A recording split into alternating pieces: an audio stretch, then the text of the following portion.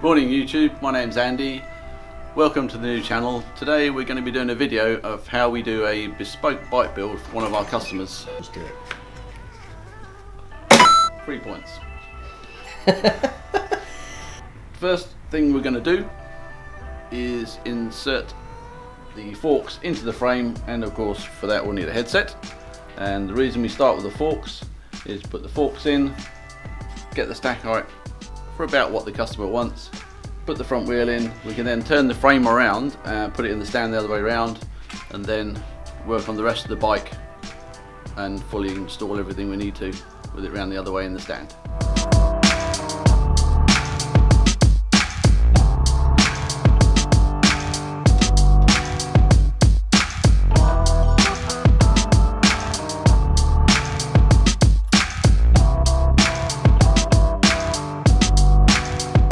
One thing you won't find they do in a bike that's built in a factory, they don't have the time.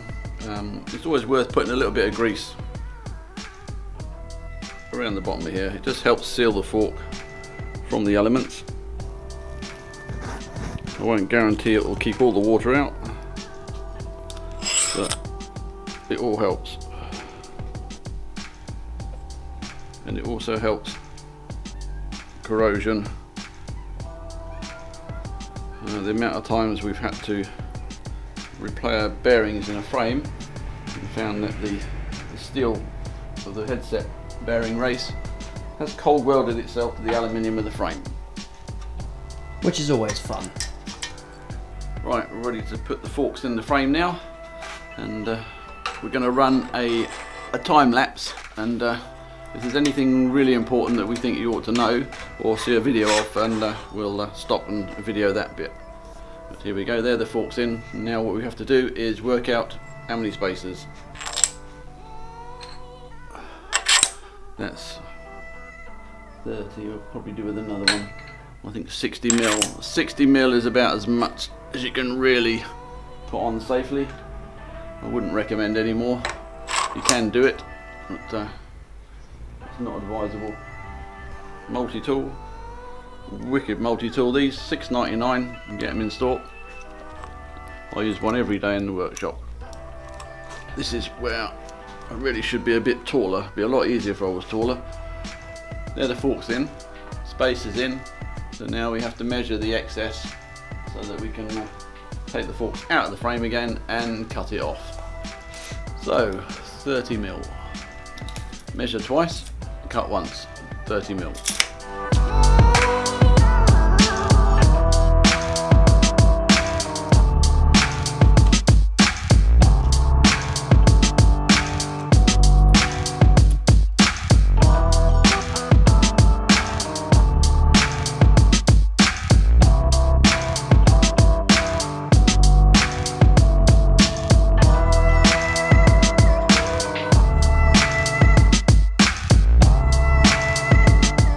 Wondering why there's a 5mm spacer on top of the handlebar stem, I always prefer to cut the stereo tube off flush with the stem, so that when it's clamped, it's clamping around the whole of the stereo tube, and then put a 5mm spacer on top to do the adjustment. Right, that's the forks installed. Time lapse time.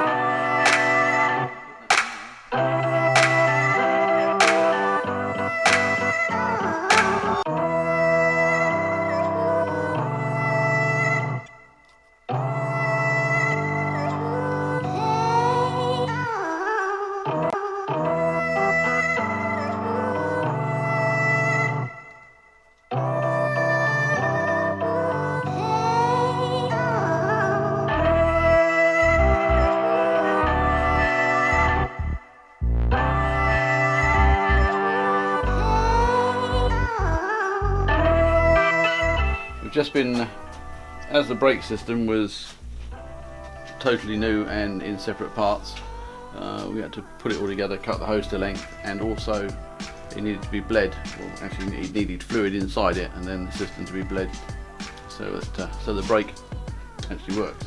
So that's all been done now. We push the fluid through. Shimano mineral oil, different types of brakes. Shimano brakes use mineral oil. Things like Avid brakes tend to use DOT 4 or 5. You must be sure that you put the right oil in your brake, because despite what you might think, if you put mineral oil in a DOT 4 brake or vice versa, after a little while all the O-rings swell and the thing just seizes up.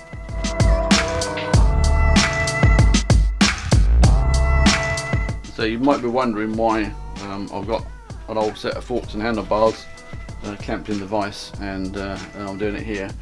It's just a lot easier basically, especially with a new set, to actually do it away from the bike, because again, despite what you might see on YouTube in other videos, trying to bleed a brake without getting fluid everywhere is practically impossible. If you watch the one on the videos that they show you, they do it all and it all stays inside and nothing comes out. Well, yeah, it does.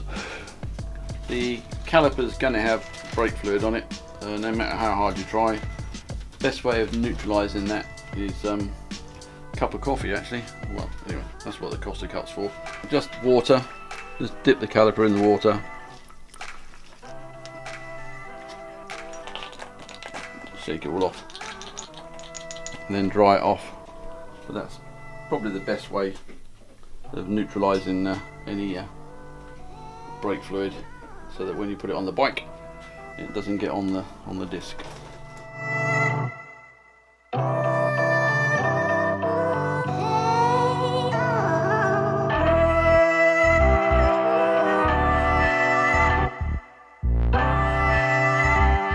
Some of the people out there, you might be wondering, I'm supposed to know what I'm doing, why I didn't use a torque wrench, but on the crank bolts or anywhere else, come to that matter. The reason is, torque wrenches have a purpose, but you have to be sure, if you're using a torque wrench, that the bolt threads are clean, the heads are clean, where the bolt is going in, you have to make sure there's no binding. So it's I've been doing this a long time, so I know how tight you can do a nut or a bolt up without stripping the thread.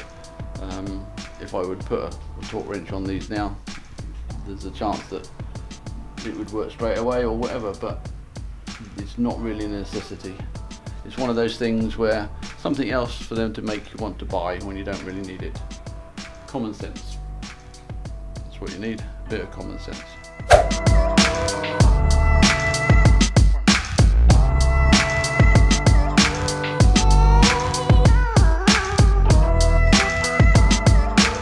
Last thing we normally do on a bike is set the saddle height.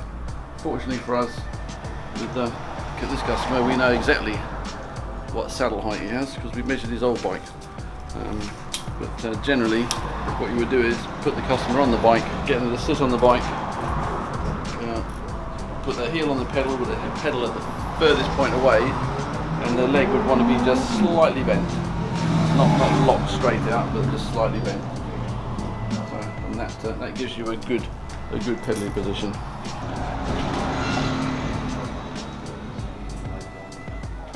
You found that riding position okay? Yeah, that was good.